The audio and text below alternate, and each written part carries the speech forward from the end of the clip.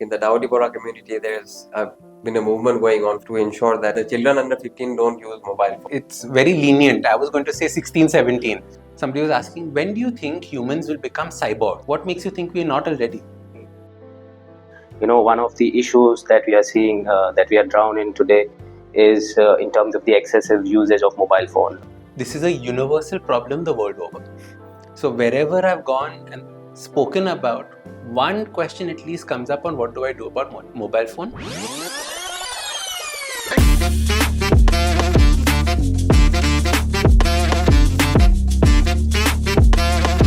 A unique story that we have to share with everyone today. Mr. Ashdin is a habit coach, which among professions is a fairly unique one. But it's a very important one because habits are something that affect everyone. They can affect them positively and negatively. So we hope to learn a lot from you today. Thank you so much for taking your time out and My pleasure. And joining us today. Thank you so much. Let's talk about becoming a habit coach. Right? It's not something that you open a newspaper and you see a classifieds for that we're looking for a habit coach. So how did you find yourself in this particular calling? So it's actually something that I had to create because, like you said, it doesn't exist. So very often people say, Ashdin, what is this habit coach thing? We've heard of fitness coach, we've heard of life coach. What is a habit coach? And this industry was born out of something that I went through in life. I was extremely unfit, very overstressed. Like how we normally think about life when we don't really, everything's going well, job's going well, everything's going fine, but we don't care about our body, our mind. My body was revolting. And one fine day, I collapsed on the floor at the age of 31. And that's when the aha moment happened for me, saying that my life cannot continue in the way that it's going on right now, that something has to change. And I realized that it's mainly the habits in my life that are creating this. And I tried changing the normal way. How do normal people try and change? We use motivation. I'm going to try and do something, with brute force to try and change something. And I realized that that wasn't working for me. I had to go to the small parts, the smallest actions that I could possibly do to start making those changes. And when my friends started seeing this, they started asking me, how did you do this? So I said that, I did this little habit, then I did this little habit. And they would all look at me and say, Ashdin, I don't think I have your motivation. And I don't think I have your self-discipline. And that is where the coaching idea came from, saying that most people fail because they rely on self-discipline. So even what we're going to talk about today, we think that we need self-discipline to overcome, but we don't. We require something else. So the whole idea is how do we use habits to change any aspect of our life? Because ultimately, our entire life is nothing but the little actions that we do every day. Those actions become daily actions, weekly actions, monthly actions, yearly actions, and life actions. So the whole thing is how do we start with the small action and take it to the end? Is it fair to categorize habits as some where they're unintentionally developed and others that you intentionally develop? Very, very well said. What we don't realize is that most of our habits are hereditary. They are unconscious and they come from our parents. Our parents are eating in a particular way, we eat in a particular way. Our parents sleep at a particular time, we sleep at a particular time. Their habits become our habits and we don't realize it. So in fact, my first TEDx talk was on this, saying that don't blame your genes, blame your habits, because we normally blame our genes as for things that we are hereditary, but actually our habits are hereditary. So if we understand how to make it into a habit and make that unconscious habit conscious, then we can change it. But not all habits are unconscious. So going to the gym is not an unconscious habit, because when you're at the gym, you can't unconsciously be exercising. You have to very consciously be exercising. So that's how you start looking at it.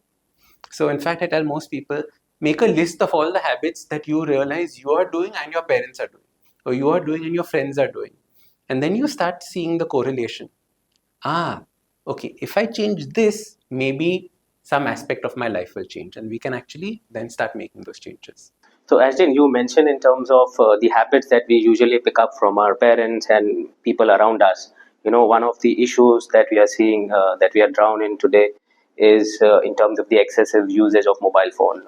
We are to be blamed for that, and our children as well. So, any kind of parent or any family members have approached you to kind of ask what are the kind of habits that perhaps you'd like to suggest them, because you travel the world, interact with a lot of people. So are there any kind of anecdotes that you'd like to share? There are 2-3 things that come up to mind immediately. The first is that this is a universal problem the world over. So wherever I've gone and spoken about, one question at least comes up on what do I do about mobile phone. They disguise it as how do I focus. And then like, you mean mobile phone? Yes, I mean mobile phone. So what's happening is that mobile phone has taken over the way that we think. I was in Tokyo recently and I was on the subway. And when you're on the subway in Tokyo, the best thing you can do is put your phone in your pocket and just look at the number of people on the phone. Everyone's on their phone. And I would see what people are doing on their phones. The wide variety are playing games, are doing something or the other, but it is just constantly there. When I do sessions, I do one-on-one coaching with CEOs of companies. Then they come and tell me, Ashton, I don't know what to do. My productivity has gone completely zero. I'm so much on the phone that my business is suffering now. Please help me with this. And at the same time, the same breath, they're talking about their children. Arey bhai, I can't get him to get off his phone. I was like, have you gotten off your phone that you're telling him to get off his phone? So you're seeing this as a universal thing. The other day, I was at a school giving a talk. Children were talking, and they were telling me that they go to sleep at 2 in the night, 3 in the night. Children. And I was like, what are you all doing? You're on our phones. I was like, but doesn't your parents tell you to sleep? Yeah, yeah, but then they go away. I open my phone and I start, and they are sleeping so late. So you can start seeing the damage that this is causing. And it's very easy to blame ourselves for this. It's very easy to say, oh, it's my fault. But the key thing to realize is that there are companies that are spending billions of dollars trying to make you addicted to this. Right? So what is our brain going to do? It doesn't have a choice. It's obviously going to get addicted. This is like the first time in human history where humans have access to this much stuff that can grab their attention, as opposed to any time in the past. It's impossible. And what's interesting is that every single thing on your phone is an advertisement. Every single thing on your phone is someone trying to sell you something. We don't realize this. When you watch a YouTube video, somewhere there's an advertisement in it. I come from a family business, so market research. In market research, we're constantly looking at ads. And when I started, the only ads that you could see were hoardings and TV. We would have laughed at someone who said that you will be shown ads from your pocket and you'll be shown ads on something you're addicted to. Impossible. But that's what's happening to us now. We are constantly consuming content, which are ads, and we are spending money buying, etc., etc. That's coming. But the larger concern, I think what I feel is that besides the commerce part, that's huge, but also in terms of the inappropriate content and the cybercrime that's happening as well. Because as a kid, you do not kind of judge what is the right content at that tender age. Yes. So that's a big issue as well. We just fall prey to all these kind of advertisement, maybe the legal advertisement. There are illegal stuff that's happening on the internet as well. So these kind of thing not just affect their mind, but overall also it has an impact as an individual. So that's something to... I think there are 4 aspects to this. So there are 4 things, and I'm going to mix a little bit between children and adults, because I think adults are also big children in some way. Okay, so we're going to mix these two. There are 4 big issues with the mobile phone. First one is physical issues. I'm seeing so much physical damage taking place in the human body because of the phone, in children as well as in adults. The entire carpal tunnel is taking place. The thumb is becoming an issue. People are hunching over. People are stopping to breathe. So there is a big aspect of phone usage that is damaging the body. People are sitting down constantly. Nobody's moving around. So that is one big aspect. The second one is mentally what it's doing. Most of the apps on your phone are designed to secrete a neurotransmitter called dopamine. Dopamine is a transmitter that is what is released when we have cocaine, when we have sugar, when we have drugs. Now, every time you're on social media and you're scrolling, it is the exact same feeling as gambling, because what you're doing is maybe the next reel is going to be funny, maybe the next joke is going to be funny, and you're constantly in that search. So that is how they've got you hooked. They're using the same thing as what they use to get gamblers hooked. Now, our children's brains are not designed to handle so much dopamine, which is why you're also seeing a high amount of depression currently coming, because they have these high spikes of this neurotransmitter. So mentally, this is the second thing that is causing a big issue. Like you said, security is a third one. There are people online that are disguising themselves as, friends, as, confidants, and they're exploiting our children. They're exploiting adults as well. There are so many stories that you're reading that are just shocking right now on this. So a security concern is a big concern when it comes to the mobile phone. And the fourth one, I think, is a deterioration of culture from two aspects. One is that culture was normally given down from your grandparents to parents to you, and there's a certain amount of continuity in this. Now you're getting strange people coming and telling you things online that you don't know whether you should believe, not believe, what to do with this new information that has come. I think not just children, adults are also getting influenced by this very much. The way it's packaged, it all seems interesting. And you put a mic in front of someone and now this person seems like an authority. So it completely changes the way in which you're interacting with it. So I think there's a big cultural erosion that is also taking place. And especially now because you have the phone, you don't talk to friends, you don't know how to interact with social people anymore. So these are the four big things that are happening, and I'm happy to jump into any of these and discuss them further. Do you think that these four kind of aspects have expanded, especially after COVID? Because we got conditioned into social media and using technology and all. While it is good in a way as well, but then like you mentioned, that you get addicted to that.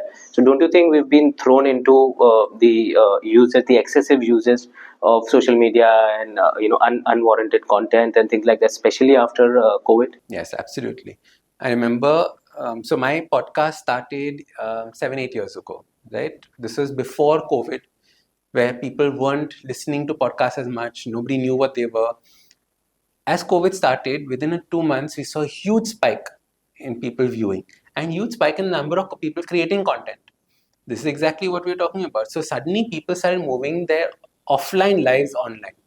And when you're stuck at home, this phone became the window to the world around you. So obviously it became our best friend. It became our best friend to the point where it would always be with you. Earlier on, you would have your phone, but when you're talking to people, you might put it to the side. Now you had it with you playing content continuously. And if you actually go to people's homes, you'll see that everyone's either playing some YouTube video or some Instagram thing or something or the other, constantly playing on their phones. It's almost like you're too scared to be by yourself. So it's you and my phone constantly interacting with each other. And that is something that I've seen taking place. So having that peace of mind of sitting by yourself, gone. Even when you're having your chai, you want to watch something, coffee, watch something. That was at least the time that you thought was peaceful and during the day. Sit with your chai, maybe look at the birds. That's also gone now. Yes. So I've seen that through COVID, I think the explosion of the phone has been huge. And this is going to increase over the years with the robotics. Yeah, it's AI and with robotics and machine learning and all those things. In fact, we are encouraging people, especially kids, also to get hooked onto phone, because that's where you consume your content and your education material. But again, not knowing whether that is right for you to consume and or whether that is harming your mind or your body in any way. It's I remember there was a discussion happening saying that somebody was asking, when do you think humans will become cyborgs? You know what cyborgs are, right? Like half human, half machine. And somebody said that, what makes you think we're not already? Right? We have this machine with us constantly. It's just that we don't have the data to transfer it to our body yet. It will happen very soon. But we are all turning into cyborgs with this little machine that's there now. So we've become masters of the machine instead of The machine's mastered us. The machine has mastered us. We are now poor little helpless things. When we realize that, what is an addiction?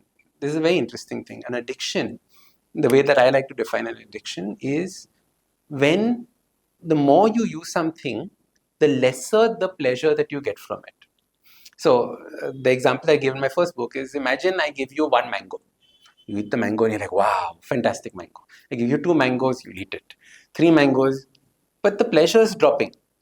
You reach a stage when you're no longer getting pleasure, but you're getting pain from it, but you can't stop. That is what an addiction is. So you might be on your 15th mango. By this point of time, you're feeling miserable, but you can't stop because you want that mango. That is how you think of addiction. You can also think of addiction another way, saying that anytime you continue doing something that is harming the loved ones around you. And I think the mobile phone is starting to harm the loved ones around you because relationships are dropping. You're not being able to communicate with people. And I think that is where addiction of mobile phones is really coming. You're not being able to focus now.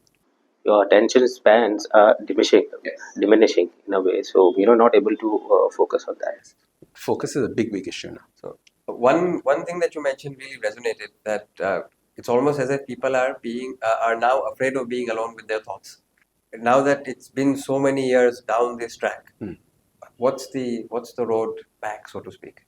So I think what we have to do is we have to create an action plan for our home, for ourselves and for our home, because this kind of a device and this kind of a habit can only change in an environment. So it's almost important that everyone in the family also watches this video, so everyone understands where we're coming from. And what we need to do is we need to understand steps. So one of the important steps is to have zero mobile phone time. So what I do is I set my phone on airplane mode for at least 1 hour a day, minimum of 1 hour a day. It can be while I'm working, it can be while I'm just sitting. Because what that does is that, that constant urge to check, someone's giving me a notification, that goes away. And another beautiful thing is that you can go for a walk without your phone. Many of us take our phone with us to listen to music, or somebody might need me. That somebody might need me very rarely happens. It is an excuse that we use. So what I suggest is put your phone on airplane mode. Everyone's given that power to switch it off. Switch off your phone. And you see what happens to you over a week's time. You will realize that it's not that bad not to have your phone with you. If you want it as a crutch, hold it in your hand, but make sure it's off and hold it in your hand. So one is this, you can have a 1 hour of airplane mode. The other habit that I've implemented in my house is I've put only certain areas where the phone is allowed. So the phone is only allowed on one sofa and one desk in my house. It's not allowed in the dining table, because on the dining table is where you are most social with your family. So you don't want to drag the phone there and have, people not paying attention to you. And then the most important, it's not allowed in the bedroom.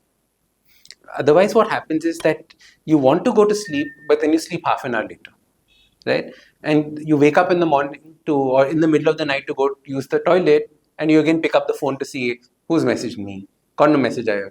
And as a result, then your brain suddenly starts switching again.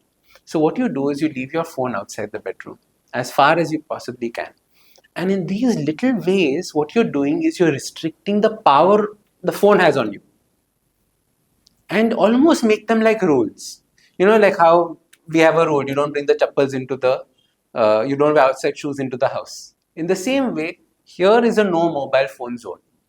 So in fact, in my house, I actually have a poster saying no mobile phones allowed beyond this point. So stick those, make it a little fun in the house.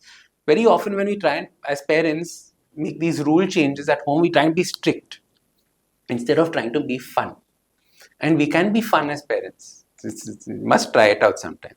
You must. So the way to be fun is to try and turn it into a challenge. Okay, I'm going to put my phone here, you put your phone, and let's see who doesn't touch their phone for the longest. And what's interesting is that kids enjoy this kind of a challenge, especially if there's a fun reward or there's something that you can do afterwards. And then you use that. See, you didn't touch it for 2 hours. Did anything happen to you? No. So now let's make this a little habit. 1 hour we won't. 1 hour. So what you're doing is you're slowly making this change in yourself and in your child. Because understand this, your children are nothing but mirrors of you. And your children are constantly copying everything that you're doing. So in order to change something in the mirror, what has to happen? You have to change also, right? You can have a convex mirror, concave mirror, but it's actually reflecting what you are.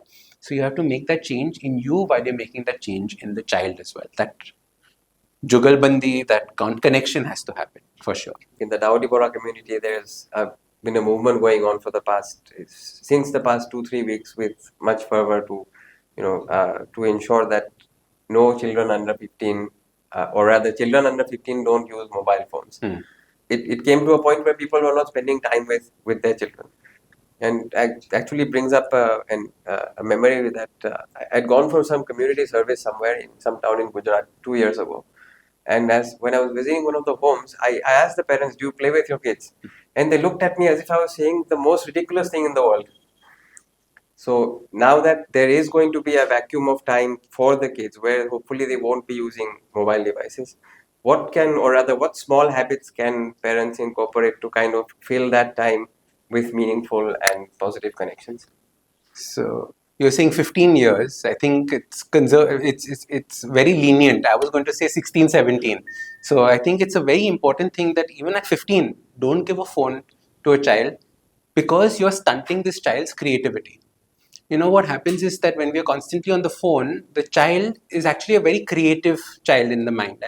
You must remember when you were painting things, you were imagining different worlds when you used to draw things. Now the child is seeing, so he's become a consumer, not a creator.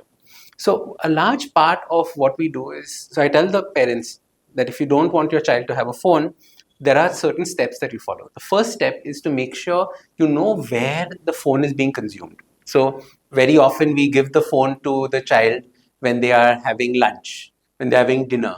You don't have the time to sit with the child. Here, sit with the tablet or sit with the phone, watch whatever and eat. Worst thing you can do, because this is the best time to create a bond with your child.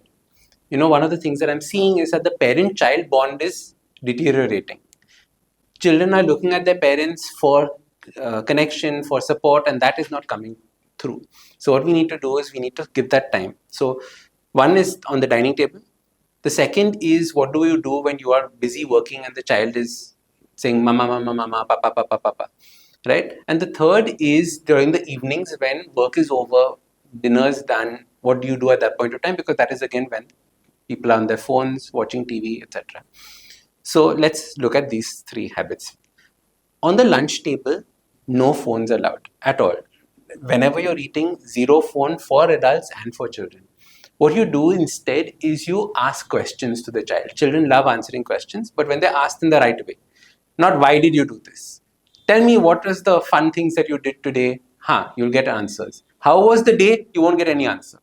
Ask, what was the fun part that they had today? What is something?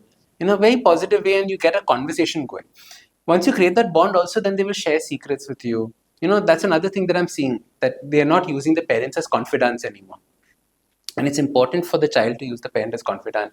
They have lots of questions. Instead of going to the internet for answers, might as well come and ask your parents for those answers. So I think that is something that is missing. And the dining table is a great place for this learning to take place for children. The second one is, when you are working, what do you do with your child? You show your child that when you're working, you're not on the phone, you're doing something. Now you sit with me and create something. Either write a story, do some painting. These two things are things that I think are great for children to start using the imagination again. Give them a book and ask them to copy out the same drawing that they're seeing. Children like doing this, it is that they've forgotten how to do it. So we have to show that this is how you can create it. Because like I said, drawing compared to a phone, no chance. Phone is way more exciting. But if you don't have phone as an option altogether, then drawing becomes exciting again. We are so scared that when the phone disappears, they will feel, they'll have a freak out moment of, I'm so bored, I'm so bored. It will happen. Prepare yourself, because it's like you're taking away an addiction. It will happen for 1 week. After that 1 week, the child will automatically find its own balance. Children are smart and they're resilient. The final thing is, what do you do after dinner? There are two options. If you're a family that watches lots of TV, fine, watch TV with the child, but don't watch TV with your phone. What we don't realize is half the time we are watching TV while using our laptop and our phone. So there are 3 screens that are there. Amount of technology just to watch TV. Correct? So we are doing that and we are showing that to our children. So when you're watching TV, only watch TV. When you're on your phone, try and be away from your child as much as possible. And the last thing is, you can go for a walk, you can play with your child, cricket, hockey, table tennis, badminton. All these things are fun things that your child is looking for, but we are not providing. And I think if we realize that this whole fast-paced world that we are trying to create for ourselves is actually not worth it, where actual joy comes from the relationships that we create, the family that we have, I think that's when we realize that maybe this is when we slow down. And our children need that. In our mind, we should say that our children are ultimately things that we mold with our hands. If you're going to be absent parents, how is a child going to get molded? In fact, this whole generation, Gen Z, is known as the absent parent generation.